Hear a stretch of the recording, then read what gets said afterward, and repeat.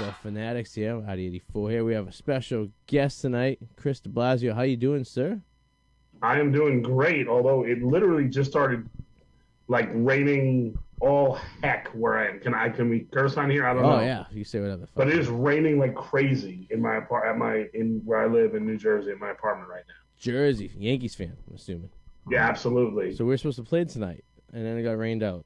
So I wanted to go to opening day today. I was thinking about it all week, and I was going to go. I was going to take the day off of work, and thank God they canceled it last night because I was going to take the day off. I didn't want to take the day off, go, and then have it get canceled. So. Well, yeah, I seen that last night. I knew the weather was coming up from the south, and never fails. It almost seems like every year you're gonna have like a handful of cancellations, and then they said that yesterday they canceled it ahead of time, and I mean that's why they're building that buffer day I think up here for the Northeast games because they know that potentially you're gonna have to play the next day, because it's exactly the weather's gonna suck. It could snow for all we know. Yeah. You know what I mean? Well, they were showing last week at I was in the bar and they were showing it was opening day '96, and it was snowing. Yankees Royals. I believe it. And it like snowed the whole game. It almost seems like every year. I remember that about 5-6 years ago, Cleveland had to play half their games up in Milwaukee in the first week because it was like snowing in Cleveland. They had this, Yeah, I remember that. And here's the thing too, and you probably think the same way I do. I don't understand. There's enough teams that play in domes and in the South, right? Then why don't you open the season there at least for 2 weeks, right? Down somewhere in a climate-controlled zone, right? Either in a dome or down in, below the Mason-Dixon line, this weather's going to be decent to play, right? Why did they insist on playing these games up in, like, New England and, like, Minnesota got postponed today, too, because of weather? Like, why did they insist on playing games up here? It doesn't make any sense I have to me. no idea. It's baffling. Sometimes... If someone said to me, you wouldn't be able to see a Red Sox home game till the end of April, I'd be like, that's fine, because it's miserable going to Fenway Park. Yeah, I want to go.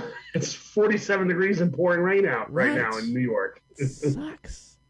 I get tickets for opening day at Fenway's a week from tomorrow. I get tickets Saturday, and I don't know what the weather right now says 50. That's not baseball weather to me. That's like, you know what I mean? That's like you got to wear like extra layers and shit. You know what I mean? It's like. You can't get comfortable, and then, God forbid, it rains, and you get that. Nothing's worse than that misty, cold April rain during a baseball game that just makes it just miserable in order to, like, enjoy it, I don't mind it in October, because at least that means, it's the playoffs, and I'll sit through a snowstorm in October for baseball. In April, right. Well, yeah, October is different, right? October baseball is different than April baseball. In April baseball, you think you're not going to come to that game. You know what I mean? April baseball, I know I still have 100 games to go to. That's the thing. It's just like, and then if the strike didn't happen this year, they were going to open the season up March 31st. March 31st, and it's like, wow, why so early? You know what I mean? It's like it's crazy. And as a New Yorker, you know how these the spring's very unpredictable up here. You never know what you're gonna get. You know what I mean? It's so I just don't get it. By the way, it's raining so hard, and it's so hard against my window and on my roof that I'm having trouble hearing you. That's how hard it's raining right now. Yeah, there's some serious storms. I guess there was like tornadoes down in like Georgia like yesterday, and the storm front's coming. We're supposed to be getting that up here in Boston probably tomorrow morning. Right, exactly. A couple hours. Yeah, that's usually you can tell you weather. Whatever's in New York, give it 2 hours. That's what's going to be in Boston. Yep. So you, what part of Jersey are you from? Right outside New York City. I'm 7 miles from Yankee Stadium. Okay, so that's funny. Actually, you said that. I grew up about 10 miles from Fenway Park, north of Boston, so it's about the same idea. Okay. So, so you lived there all your life, I'm assuming. I took a sojourn to the South for about 10 years. Okay. But mainly here my whole life, yeah. And how does one, this is what I always have the dilemma about growing up in a city with two baseball teams, or two teams in general. How does one become a Yankees fan? Is it a family thing? Dad was Yankees fan, you just pass it on the generation kind of thing? Yeah, that's what I assume so. Yeah, it's just, because I'm a Ranger fan and a Knicks fan, and people say, well, how come you're not a Nets fan or a Devils fan? Because my family had already been here. My dad was a huge sports fan already. There you go. Yeah. It's funny, if you didn't grow up with a father who's a sports fan, chances are you're like a Devils, because they were newer, right, in the 70s and stuff like that, Devils and the Nets. But Yeah, my grandfather was a Ranger fan. My dad's a Ranger fan. I'm a Ranger fan. Knicks fan. Yankees, Giants. Yeah. My grandfather was actually a Giants fan for a while because they didn't have the Patriots up here until 1960. So back in like the 40s and the 50s, the only game he got up here was on the radio was the Giants games. And then, in fact, when the Patriots were so bad between the 70s and the 80s and the 90s, and they used to black out the games up here, you would get the New York Giants games would be the only game you'd be able to get up here. So there's actually a lot of Giants fans up in Massachusetts just because of the history of the football league. You know, I never thought about that. Yeah, the old NFL blackouts. If you wouldn't sell out the game, and the Patriots back in the day, I'm sure would not sell out. I mean, until Tom Brady came, they were having troubles with getting people there. You know, I mean, it was a tough time. That's really funny. Like people don't realize what a joke the Patriots franchise was. Terrible. I mean, from 1960 to basically 2000. I mean, they had the lucky run in '85, and that was luck on the Super Bowl. And then Parcells got there and built a little bit of something, but Dick McPherson before that was not. No, I mean, '93 they had the worst. I think it was '92 and '93. I think they won one game or two games.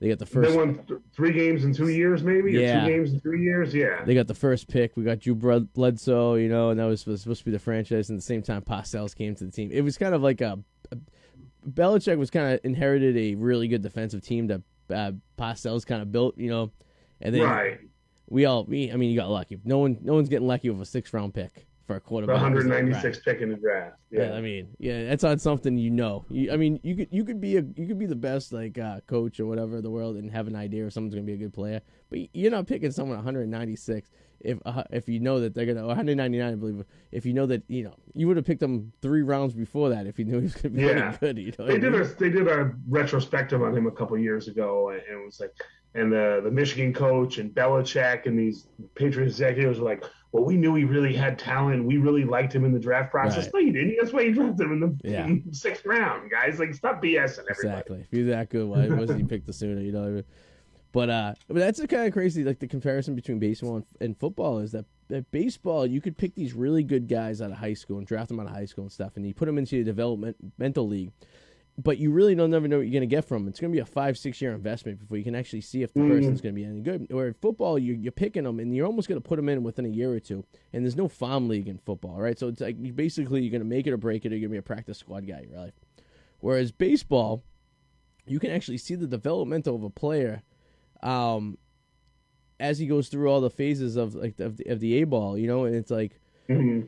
It's always like the weird transition that like between AA and AAA is really if you're gonna make it or break it, right? Because like there's a lot of AA guys that they cut it in AAA, but there's some guys that fast forward through the whole entire process, and then all of a sudden they're playing AAA ball their first year, and it's like they get brought up in September for the expansion of the roster, and they end up being good, and that doesn't happen, and baseball is like one of those sports where we look at it, it's like if you were like you had a chance to play, like there's so many teams, there's so many players that they need, right, to fill these rosters and stuff like this. So if you're like a mediocre good baseball player, you can actually have a nice minor league career if you don't mind getting paid shit money for the rest of your life. You know you can play a long time in the minors, and if you're a decent player, you get some time in the majors, and then if you're a good guy in the organization, then you start working as like a coach or a scout in the organization, and you can be who's the guy that is the Braves man. I'm watching the Braves game right now, Snitker.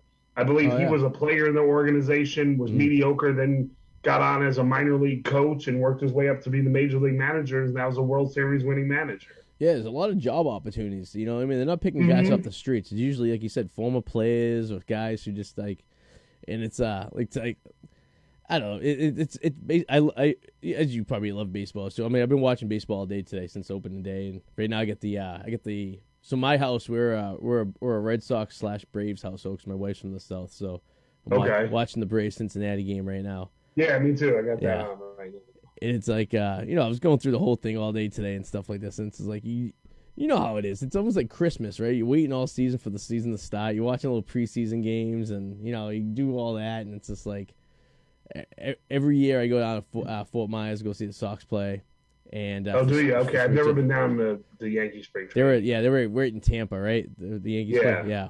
That facility. I mean, that looks like I've never been to that. It's actually the Yankees and the Rays minor league parks are the only two minor league parks I haven't been to down there.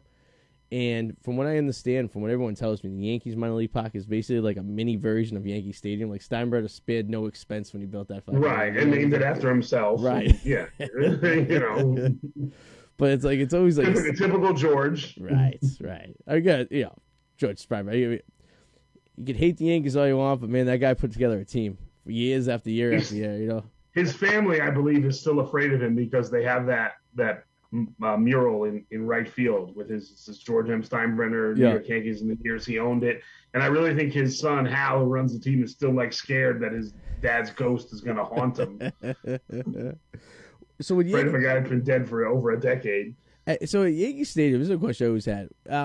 Can anyone just go to Monument Park over in the outfield, or do you have to have a special ticket for that before the game starts? Like, how do you go and see all those? Like how's that work? Yeah, you can go. You just have to be willing to wait in line. Okay. Now it's become such a thing, right, that it's just a long wait on a line. But yeah, when you go in the park, you just hop right online. Yeah. So you get there like early before the game starts, like, or was it after? Yeah. You got to go in right away when they open the doors. Whatever, Okay. I don't know, 6 o'clock for a 7 o'clock game. Right. Yeah. It was because I've been the old Yankee Stadium a couple times and the new Yankee Stadium a few times, and it's like by the time I get there, after fighting through Manhattan to get up to the Bronx and shit, you get it's usually about the second inning at that point, and it's like, well, how do you even get over there to go check it out? And you always see people take pictures of everything and stuff. Like, I don't know if it's like part of a tour or whatever. Like, no, I mean, if you do take a tour on an off day, you can. But the other problem is in the old stadium, you used to know where to go and you could see the entrance to it. But now, like that whole center field complex, there's the restaurant there and everything. Yeah.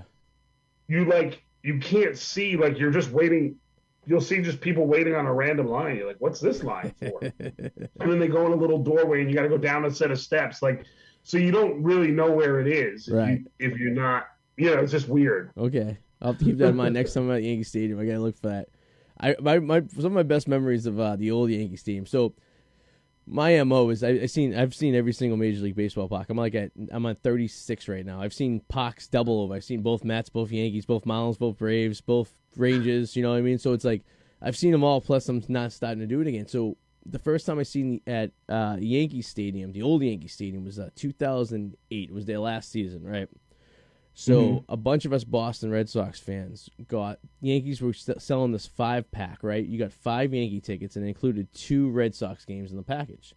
And it was it was maybe I don't know, maybe $200 a ticket. It was maybe $400 for the package, whatever like that. And, Boston and New York being a 4-hour bus ride for a $20 bus ride, you could go on a Greyhound if you wanted to, right? And we're in college. Yeah. We're in college at this time, so we have all the time. What do you care, right? You get on a bus, who cares? Right. So, and I'm like, even if they, they had the Yankees playing, there was a Twins game and a Blue Jays game and stuff. I'm like, well, we can make a day out of it. You go to Manhattan for the day, you go see a Yankees game, you get drunk, you take the bus back to Boston. It's a great time. Yeah. So, we did that a couple of times. So maybe I had 5 games. I seen 4 games. And I ended up giving tickets. The game I couldn't go was a buddy of mine in college was actually from Islip, New York, and he was going home for the weekend. I go, hey, you going home? He's like, yeah. He's like, I got 2 tickets for the Yankees game this Saturday. I can't go. You want to go? He's like, yeah, I'll take them. I'll go. So we went to the first. It was like April, May. By June, you could tell they were shutting down the stadium. Right, this is going to be it because they started running out of shit. And by the time September ran around, I remember I got a hot dog. They had no ketchup. They had no mustard. They had no covers for the. They were out of inventory for that. Yeah, it's funny. They burnt out and everything. So it's one of the funniest things. I remember going there like late August. It was like a Sunday night baseball. Red Sox, Yankees, Sunday night. Classic matchup. Old Yankee Stadium. 4.5 hours. Oh, yeah. And we had taken the bus down. And we got to Manhattan around 6. We went to Times Square, grabbed our dinner, went to Yankee Stadium, and we're sitting there, and it's 12 o'clock. And we're like, oh, shit. I'm like, the bus to get back to Boston's at 1:30. If we miss that, we got to wait till 5:30 in the morning. So we're sitting there, and it's a close game, of course, right? Like they all are, right? They're, right. They're either a blowout or, they're a 4-hour, barn burn that's going to last, all day long. And I'm like, do I really want to leave? I'm like, this is last year at the stadium. I think it was our last game there before they, the last time I was ever going to be there. And we ended up waiting it out, and I was like, fuck it. Let's just ride it out. We'll just find something to do in Manhattan for 3 hours before we take the bus back. Until 5 in the morning. Yeah, Yeah. you can find something. Bars are open till 4. You could find, so that's what we ended up doing. We ended up getting back, and it was like 2 o'clock in the morning. We just sat at this bar till 4, and then walked over to the Port Authority and fucking slept all the way. I think we all went to work the next morning too once we got back to Boston. So it was fucking awesome. But that stadium was so special though. It was something special. Like it's kind of like Fenway. It's like those old stadiums have this like kind of feel to it. Like they were cramped. Mm-hmm. You're in Fenway. You're fucking cramped. When you go to the bathroom, you got to hold the guy's dick next to you. Like you're so cramped in there. Like the new Yankee Stadium. I don't love the new Yankee Stadium. I think it's very antiseptic. It's just a big concrete thing. Right, yeah. Like it has no feel to it. It has no character to it. Yeah. I feel the same way. It's almost like going to Disney World. You have these big concourse. It's like there's no special architectural feature to it that makes it like, And so have you been to some of the old class? Have you been to Wrigley? Have you been to Dodger? Have you been to any of those? Yeah, so it's actually really funny. My buddy and I were texting back and forth today. Him and his wife have been to, I think he said he has 3 left to go. I've been to about half of them.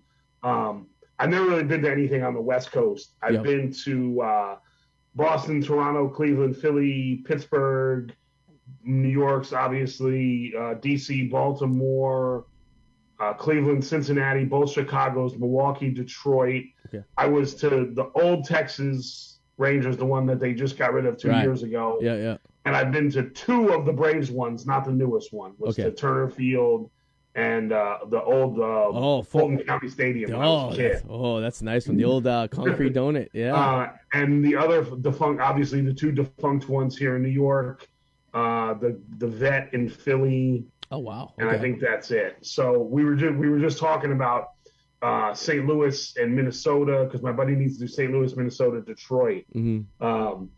But like I think some of the parks, obviously Wrigley has a great feel, and Boston. Part of it's the neighborhood thing, and Wrigleyville and the area around Fenway Park is Yawkey Way and all that. Mm-hmm. But even like I thought.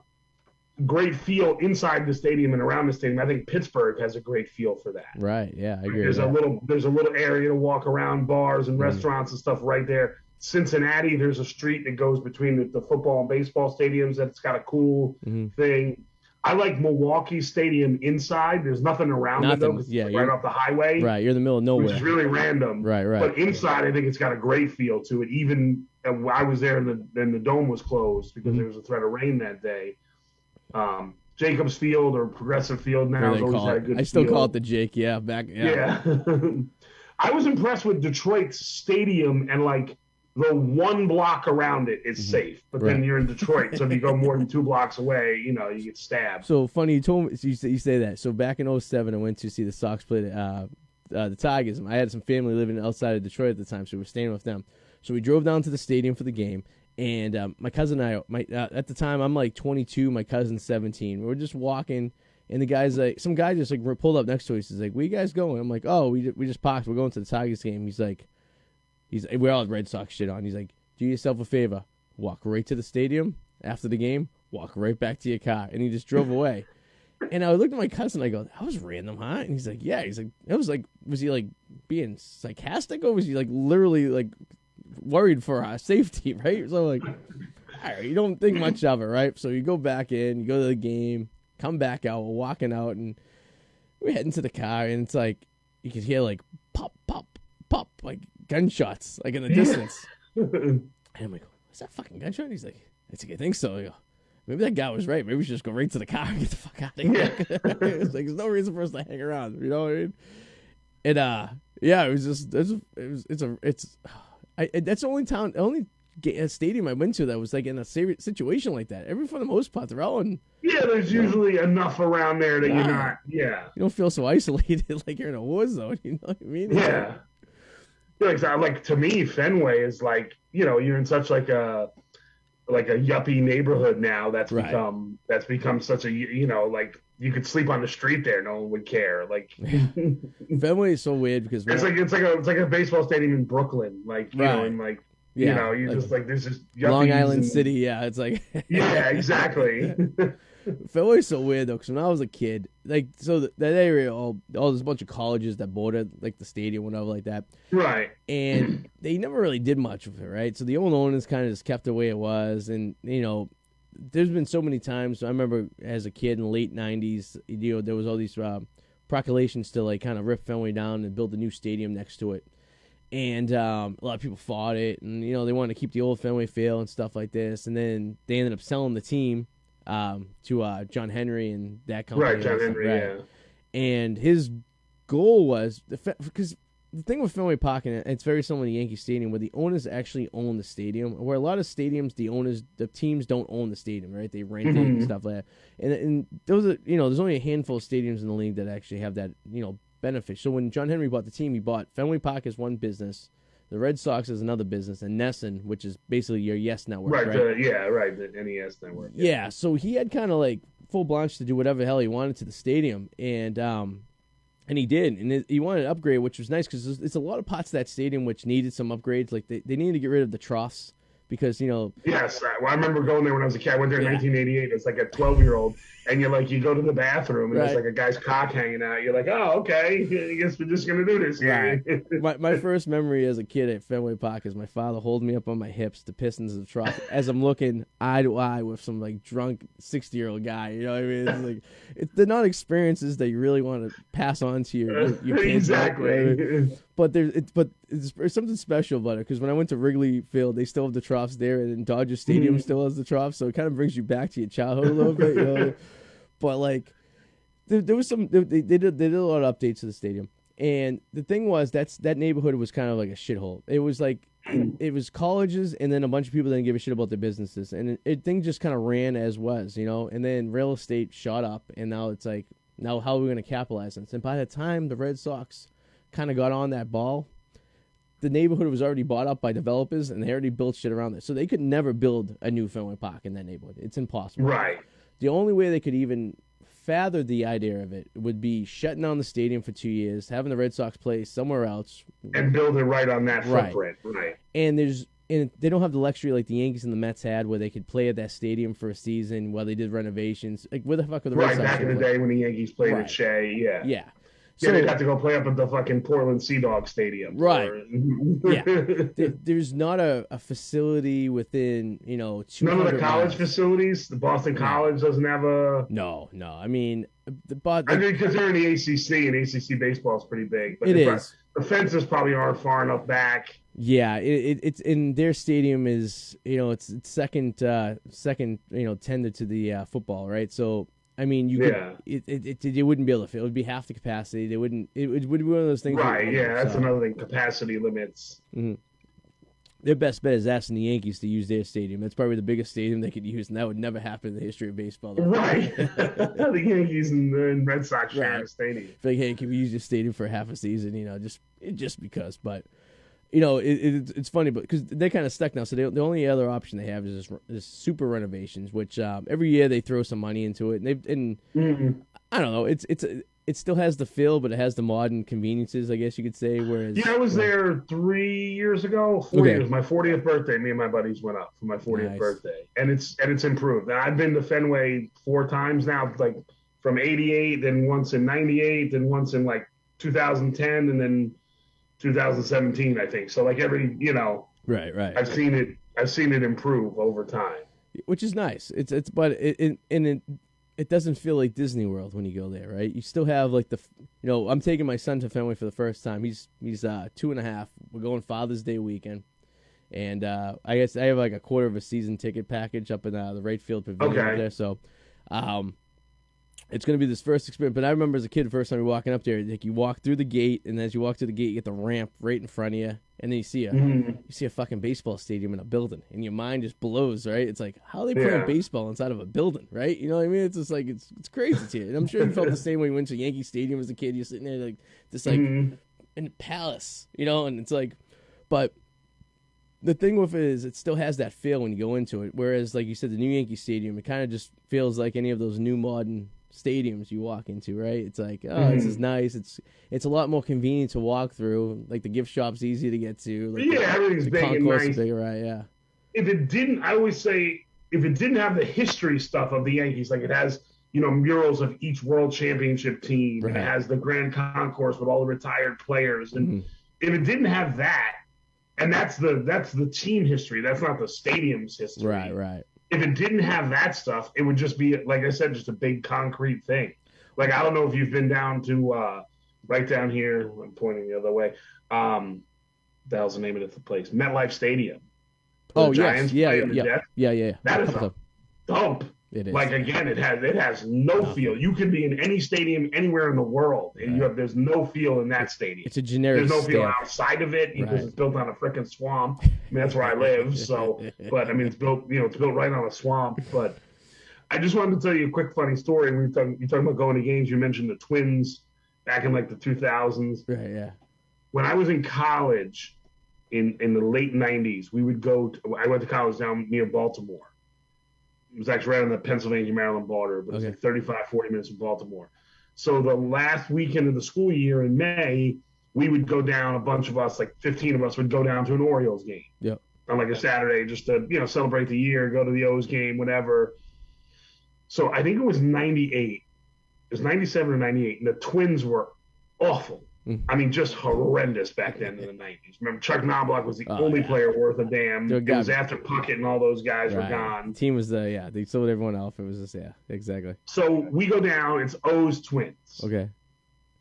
All right, we just go down. We have fun. I mean, Twins stink. The Twins can't. I mean, I want to say they won 62 games that year or whatever. So later that summer, like June, my buddies and I are like, hey, let's go over to the Yankee game. Okay. All right. It's the Twins that they're playing. Yeah. So now I've seen the Twins twice in the that year. Season, yeah. My buddy from college calls me up. My buddy Tim, he said, hey, my friend Jason's dad, Tim was a Red Sox fan living in Pennsylvania. He calls me up. He says, hey, Jason's dad, his buddy Jason, got us 4 tickets to Fenway. We'll pick you up in Jersey and head up to Boston, Pennsylvania. Nice. In like a couple weekends, you and your buddy. Okay. Perfect. Who are they playing? The Twins. The fucking Twins.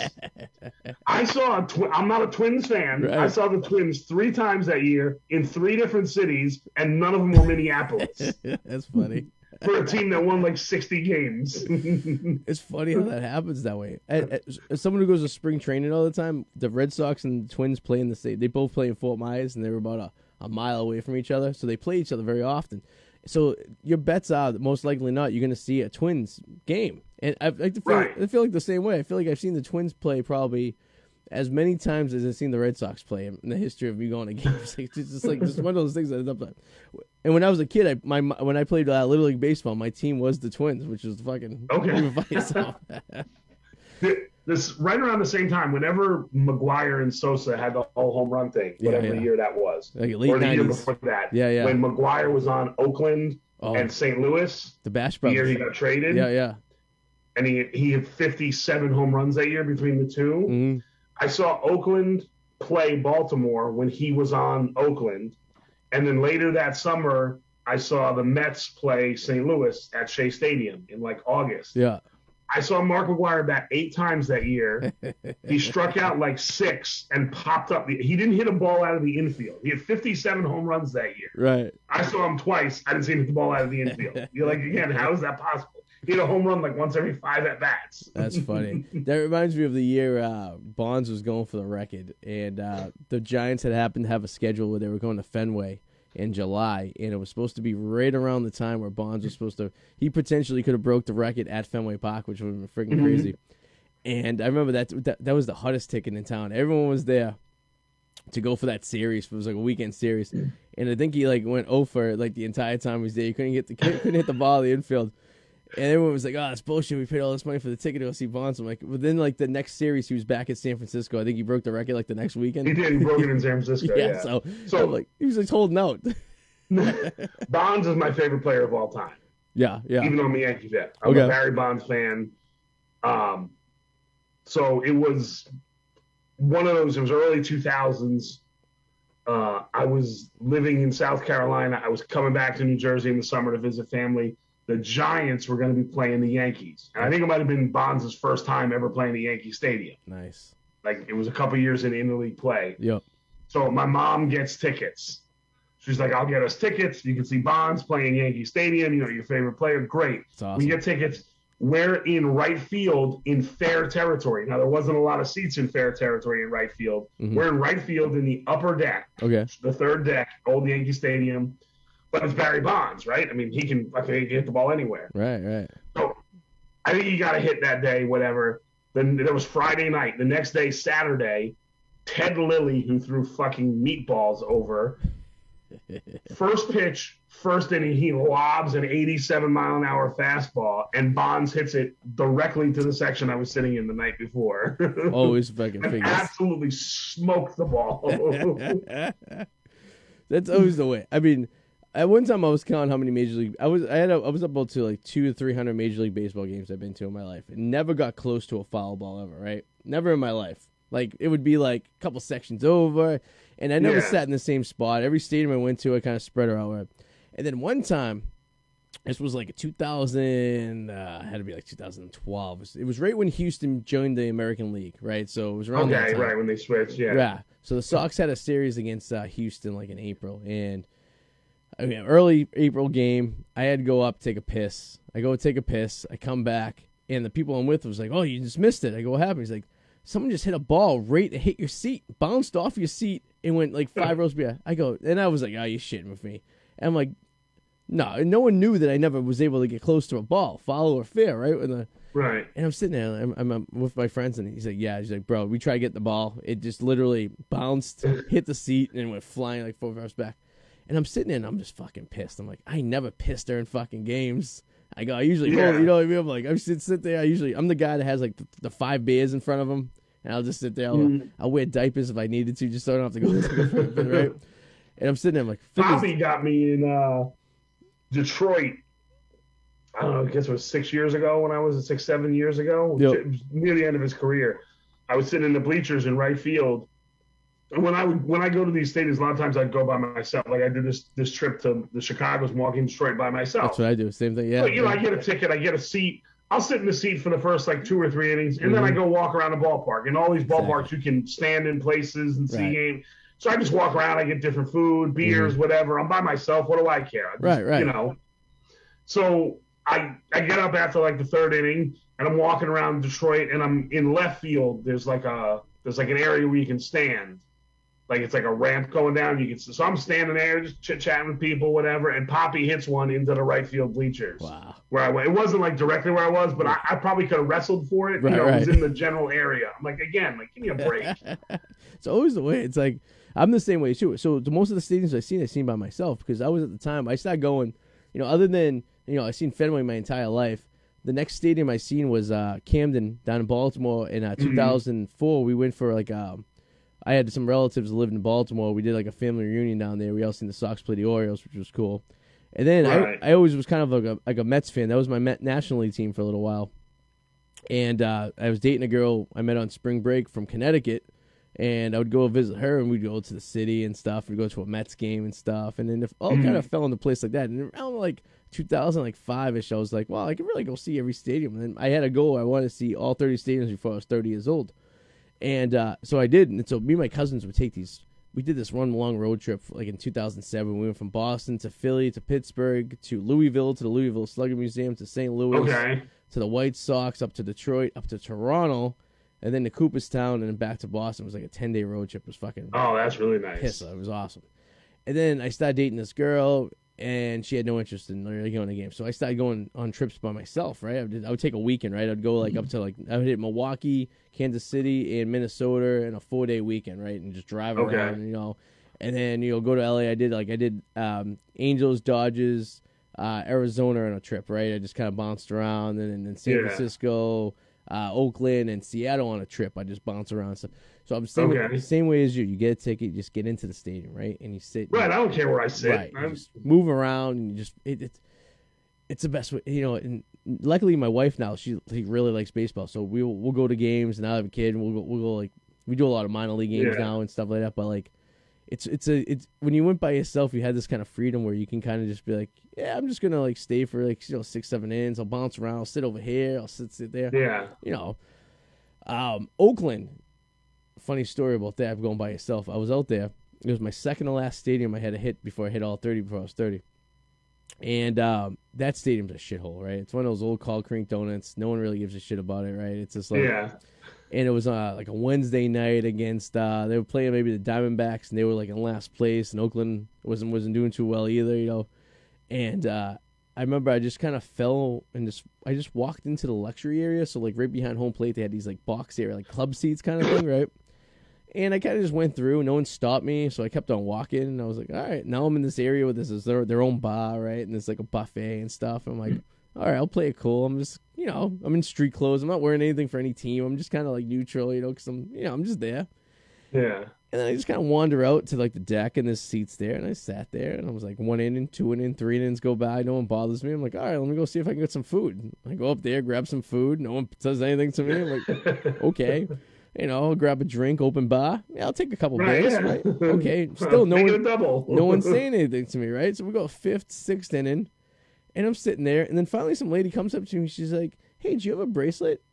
And I go, I'm sorry, and she's like, "Oh, like you like everyone gets a bracelet." I go, "No, I never got one." I go, to be honest with you, I'll be 100% honest. I just wandered up here. No one stopped me. I just thought this was part of the ambiance of the Coliseum. And she starts laughing. She's like, boy, she's like, you're a funny kid. She's like, you can stay up here for the rest of this inning, but you're gonna have to go. I'm like, I go, perfectly all right with me. I got my free food and free booze. What do I care? I'm like, and that was the stadium right when I went there, and someone's like, take the train to the stadium, and there's a platform that walks. There's like a bridge that goes from the train station right to the stadium. You saw it in the movie in Moneyball. Walking across it. Yeah, exactly. They say go from the train to the stadium. When the game's over, go from the stadium to the train. Because I was staying in San Francisco, go right back to San Francisco. Yeah, don't hang around Oakland. Right, and I'm like, you know, and I was fucking 28 piss and vinegar. I'm like, maybe I want to go check out Oakland. I'm like, maybe I don't want to check out Oakland. I went to Toronto. Speaking again of not getting home run balls and stuff. Again, 7, 8, 9 years ago. That was 6, 7 years ago. Mm-hmm. Bautista, right? It's 45 home runs a year. Yep. It was the day he was suspended from the fight with Rougned Odor. Oh, no. He appealed the suspension. The night before I got up there, he dropped the appeal and served the suspension the game I go to Toronto. Again, I'm sitting in the outfield. Yeah. Bautista. Yeah, takes it because of the Rougned Odor fight. That stadium's cool. I've seen that stadium with the roof closed and the roof open. And, so there's no air conditioning in that stadium. So when the roof's closed in July, it gets really, really hot in there and very muggy. And that was part of that road trip I went on. And we were sitting there. It was like the end of July, and we're up in the right behind home plate, but really, really high up there. And there was some inclement weather that possibly could go through, so they just closed the roof for precautions. Because obviously the Major League Baseball rules: if you start the game with the roof open, you can close it during the game, but you can't open you can't open the roof during the game. Right. So I don't know why they just didn't go off the whole let's just start off the roof open and see what happens kind of thing, but whatever. It's Toronto. Let them do what they want to do, right? And it is that roof had some stories where they had some issues closing. It would take like twice as long than like most stadiums to close the roof because it was so outdated technology or whatever like that. Yeah. So probably why. So I'm sitting up there. It's just like muggy and hot as hell up there. It's just like, damn, like could really use a breeze up here. It's just or an air conditioner. I was going up there. I was doing Toronto and Cleveland. It was Memorial Day weekend, and I got out of work. I'm a school teacher. Got out of school, got right in my car, was driving to Toronto that night. Yep. And I'm getting into Buffalo, and I wanted to go see the Bills Stadium. Okay. Like, I'll just run by a stadium, take a picture quickly, and then hop back in my car kind of thing. Yeah. So I'm in Buffalo. I go, all right, let me go to the stadium, and then I'll go in. And I'm going toward the stadium, and I'm rummaging through my bag, and I realized I left my passport sitting on this desk right here where I am right now. Oh, no. And I'm like, what the fuck? How are they going to let me in Canada? So I had to, like, sign papers. They searched my whole car. Right. Oh. They took like my license, did like it was over an hour I was at the border to get in. I showed them I had my like hotel receipt, I had my ticket receipt. I'm like, I'm here to see a game. Right, I'm not I'm not a terrorist or anything. Like I got a hotel in downtown Toronto. I got a ticket to the game next day. Right.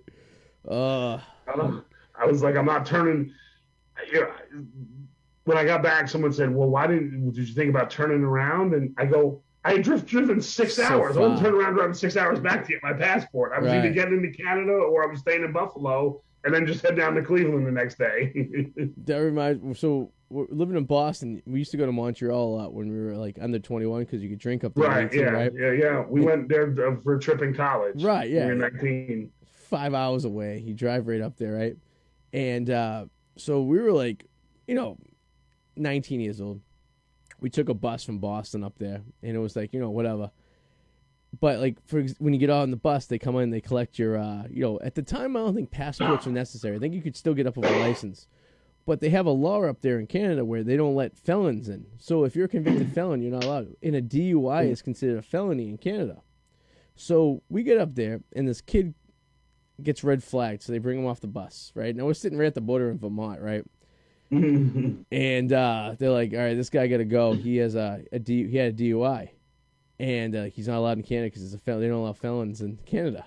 So we all look at him. He's like, well, what do you do? And they're like, well, we have two options. We can turn the bus around, go back to Boston, or this guy gets off and he finds his way to Burlington, Vermont, and figures out how to get back to Boston from there by himself. And we're like, sorry, bro.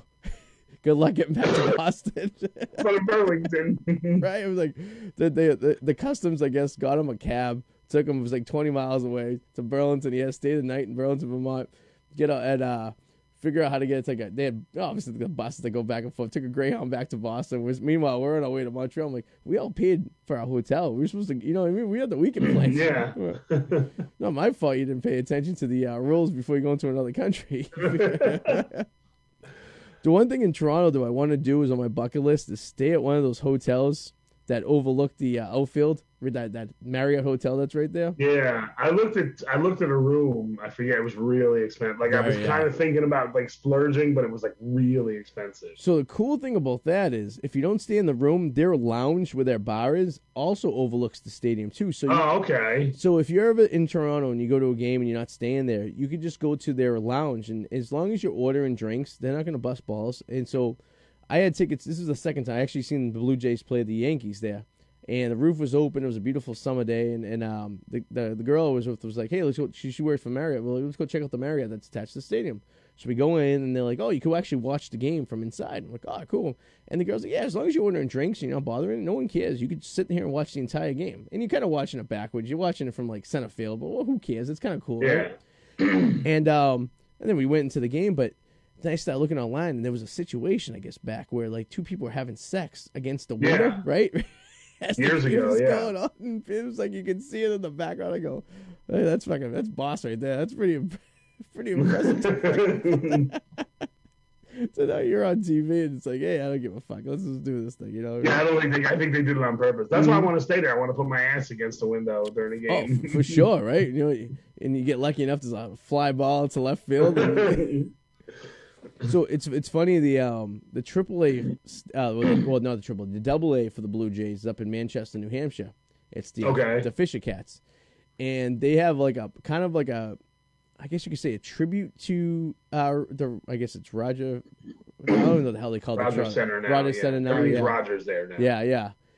And so they have a hotel that's kind of out in the outfield that you could actually stay in the hotel and watch the game from your room, and they have like a little cool little like private lounge area on like right in the ground level where you could actually sit out there, and if you're staying at the hotel you can watch the game for free, which is kind of really cool. It's kind of like a wise to the Rogers Center out there, that's cool. But so one thing I want to ask you as a Yankees fan, so we do a lot of minor league stadiums, and we are planning on doing the Scranton the Scranton Rail Riders the end of April.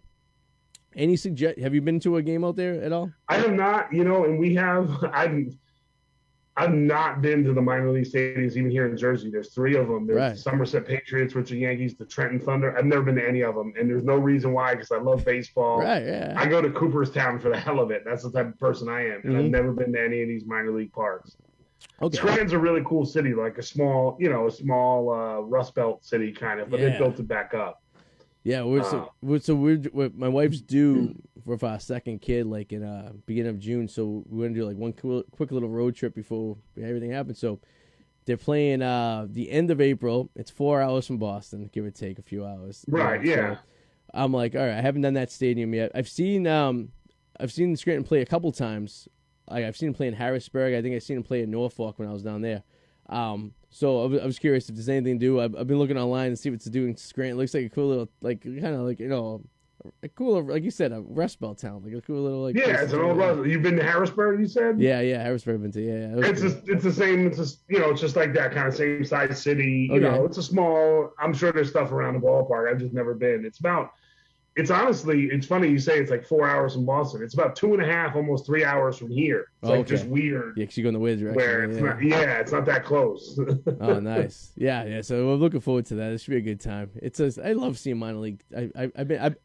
I've been to some. Yeah, I like the minor league experience. I've got to do more of that, I think. Yeah, it's so cheap too. I mean, you can get a hotel for about $100, right, in some of these small towns, and you can get tickets for the game for like 15. You know what I mean? It's like, and then all these little towns have their own. And it kind of like bothered me a little bit because they had the 1A short season, so they had the Lowell Spinners, they had the Staten Island Yankees and stuff like that. And right. They got rid of all those teams, and I did so much. Right before the pandemic, like 2018, 2019, we've seen so many of those short season 1A ball teams, like in Lowell. I went up to Vermont. The Connecticut Tigers, like out there and stuff. And it's like now those teams are gone. Like now they're all part of like an independent league. Yeah. Where they're, it's like their affiliations with the major league teams are gone, and it's like I would love to go up to the Cape for a long weekend and see Cape Cod League. I did it once. Like see that. Yeah, it's so cool. Yeah, it's the cool part about that is a lot of the guys are already drafted, and they're kind of playing out their college, tender for like one more season, right? Mm-hmm. And it's give or take maybe 20, 30 miles between the stadium, but they're like going to like little league stadiums, right? There's nothing special about them. It's like going to like and people are packed up, and like people are up in the in the grass all in the outfield and stuff watching stuff. And the one time I went, I'm sitting out there and I'm just looking. I'm like, I'm trying to remember names. So like in 2 or 3 years from now, when I'm at Fenway, I'm like, oh, this is the guy. I've seen him playing the Cape Cod League and stuff. And yeah. I follow college baseball decent on a smaller scale, but so I definitely always know guys that are going up there, and but yeah, I would love to do that. I've actually never really been to the Cape. Yeah. The Cape, as they say up there. I've been. Well, I was a couple years ago when I was in Boston. I went, but like to the the northwestern end of the Cape. Really, I was like in Buzzards Bay and Sandwich. And right in the beginning of the Cape, right? Yeah, where the canal. There's that canal that goes through. Yep. Yeah. I'll be honest with you. I grew up in the North Shore of Boston, right? So, like, here's the funny story. North Shore, you get Boston, right? You get the North Shore, you get the South Shore. If you grew up in the North Shore, you never went to the Cape. I didn't go to the Cape until I was 23 years old. Yeah. I go to New Hampshire, Maine, up there, right? Right, yeah. The New Hampshire beach is up there. Right. Maine beach. Right. It's just much closer than the Cape. Exactly. Yeah. If you lived in the South Shore of Boston, though, the Cape, you never went to New Hampshire. I mean, you always went to the Cape. So I started dating a girl who was from the South Shore. So that was the first time I ever been to the Cape. I go, all these years I've never been here because it's like it's such an inconvenience to get here from the North Shore, to be honest. Yeah. You know what I mean? It's like, but it is nice. The Cape Cod League is something cool to check out. It's just it sucks because with the time of the year they play is like peak season for like hotels and shit out there. So it's like so like non-economical to go to a game unless you're there already. You know what I mean? But if you're there perhaps on vacation, it's definitely cool to check out and get to see. Well, right. I think I would make it more of a do vacation on the Cape for like a week. Suck up. Right, you're there and you're like, hey, well, I'm here anyway, so I might as well go see a baseball game. It's something to do at night. You know what I mean? So, but you said it's too fucking cold to go swimming anyway up there, even in the summer. Right, exactly. You said so. You said Cooperstown. I love Cooperstown. In fact, me and two of my buddies are. We already planned that trip. We're going to David Ortiz induction this July, and very excited. Cooperstown was the type of place I used to go like every other year for like just kind of like I go out there, we stay the night, check it out, come back home kind of thing. And it's the same shit. Not much has changed, but it's like that cool little baseball. It's that whole small. I went over my winter break this year after Christmas, between Christmas and New Year's. I went there for like 3 days. Oh, nice. I just hung out. I went hiking the one day around the lake. I went to there's the art museum, the Fenimore Art Museum. Yep. I obviously did the baseball museum. Just Mhm. I just needed like to get away and like clear my head, you know, and Yeah. like nothing better than Cooperstown to do For that. sure. You can't really explain it to anyone unless you've been out there. You know what I mean? It's like Yeah, I it's went to the induction ceremony in 15. I have a buddy who's a big Diamondbacks fan. okay. He went to college out in Arizona right when the Diamondbacks were starting up. And it was when Randy Johnson got in. He called me and he said, listen, he goes, there's no other Diamondback that's getting into my lifetime. Yeah. I said, yeah, you probably make a good point. Sure. He said, so I'd love to go. He goes, have you ever been to the induction ceremonies? I said, no, I've never been. Mm-hmm. It was Randy Johnson, Biggio, Smoltz, and Pedro. Oh, God. I would have killed him out there. And it's crazy. It's just on a big field. Right. Yeah, that's what I heard. So, yeah, we're doing You just bring your fucking cooler Right. and your chairs and you just sit there and you get bombed. So they let you bring it out the night before. So me and my buddies, so we're driving from Boston on Friday night. We're staying in Albany, some whole Schenectady or Albany. It's a Schenectady. Yeah. Okay, we stayed out in Utica. Yeah, we Well, stayed like okay. an hour away in Utica. So that's where we're staying the second night. So we're gonna stay there the first night, and then we're driving out on Saturday. So they let you drop your shit off 24 hours before the ceremony. So we're gonna Okay. we're gonna drop our chairs off, our tent off, everything's gonna be dropped off, and then we're gonna head up to Utica, stay the night, and then I go, hey, I got us like a car service to take us back to Cooperstown for the day once we get out to Utica, so we can go drinking and close down the bars till 10 o'clock at night when they roll up the sidewalks, you know, and then go back to Utica, and then the next morning we're gonna drive back down to Cooperstown. I'll park my car at the red lot, you know, with the trolleys, and then you can just walk right to the thing, you know. So, and then we'll just drive back to Boston once it all said and done on Sunday night. So, I'm pumped. Yeah, we did it. The induction ceremony was a Saturday, right? It's Saturday. No, it's a Sunday. It's Sunday, yeah. It's like Sunday, like at noon or 1 o'clock or something. Yeah. So my buddy was he was in Montreal. Okay. First thing Sunday morning, he was flying from Montreal back to New York. Okay.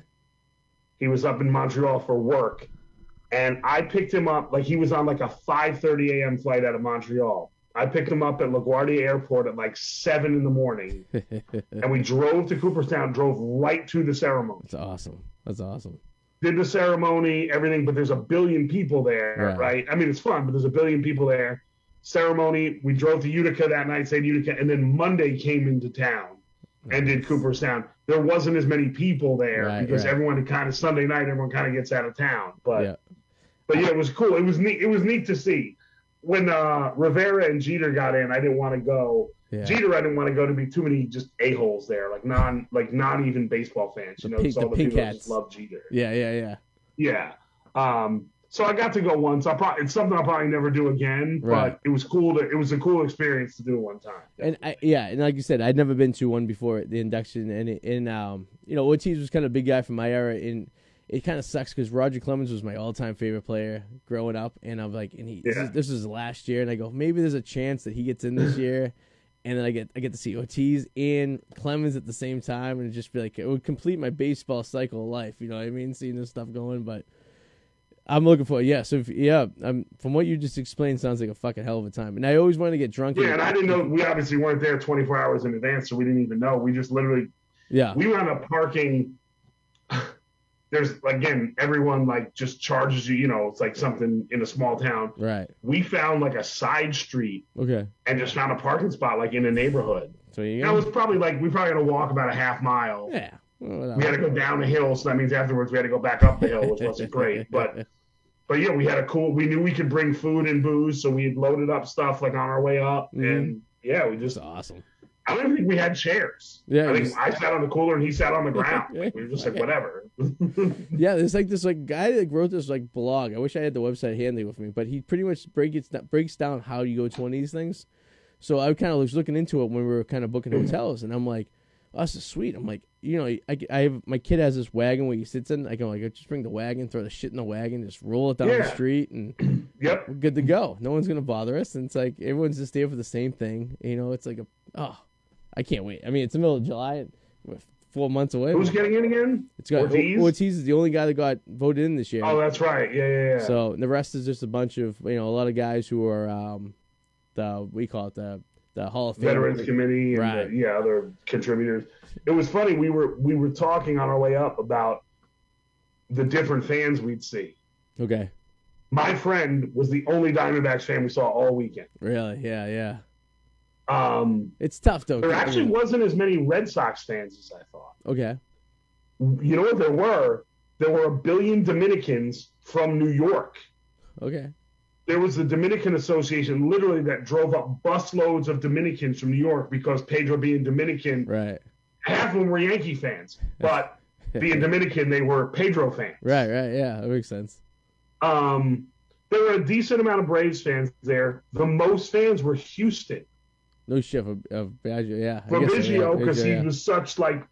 It's a god. It was one of those things. There's nobody that rooted. There's no Astros fan that wasn't a Biggio fan. You know. Yeah, he's a lifer. Astro never won really anything. Went to one World Series. Right, a lifer. Yeah. And I think also for people like we met a couple people that were Astros fans throughout the weekend, and they all said the same thing. Like, we've never been to Cooperstown. Mm-hmm. Sort of like my friend. We don't have a lot of Astros that are going to get in the Hall of Fame, so this was our one time.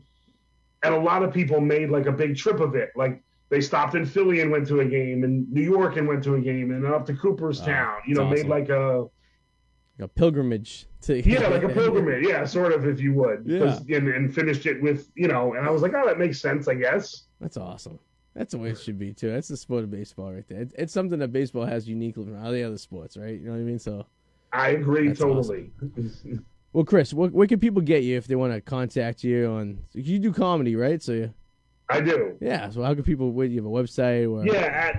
Just on my Instagram at Dr. D722. Right. On the Instagram, I go by the name Dr. D. Hey, where do you do shows around the New York area, northern New Jersey? Yeah, I do. I'll go everywhere. I've been up to Boston, done some stuff up there. I went to Maine to a festival last year. Just applied to it again this year up in Portland. Nice. Which is one of my favorite cities in America, Portland, Maine. Cool. Yeah, it's a cool city up there. Yeah, absolutely. I do love Boston. I just don't like the people in Boston. If there were New Yorkers in Boston, I would love Boston even more. Well, if you're up in Boston and I get tickets for a Sox game, I'll be more than happy to take you to a game, brother. It would be a good time. Absolutely, and we'll go. Sure. I don't know. Boston's a great city. I'm a history teacher too, so how do you not love the city of Boston? There you go. When you're a history guy, you know. Sure, absolutely. And Cheers is one of my favorite television shows of all time. So there you go. I think deep down I want to be a Boston. Well, that's funny because it's really funny you said that Cheers one of your favorite. Seinfeld's one of my favorite shows of all time, and it takes place in New York too. So it's like right. And they both have a baseball connection, right? Sam Malone used to pitch for the Red Sox, right? Mayday, Sammy Mayday Malone. That's right. And then, I was just watching the Seinfeld Keith Hernandez episode the other day. Joe Costanza working for the Yankees. So Costanza works for the Yanks, yeah. There you go. All right, man. Well, thank you for joining me tonight. This is awesome. I appreciate it. No problem. And I'll talk to you soon. Keep in touch, all right? Sounds good. All right. Thank you, brother.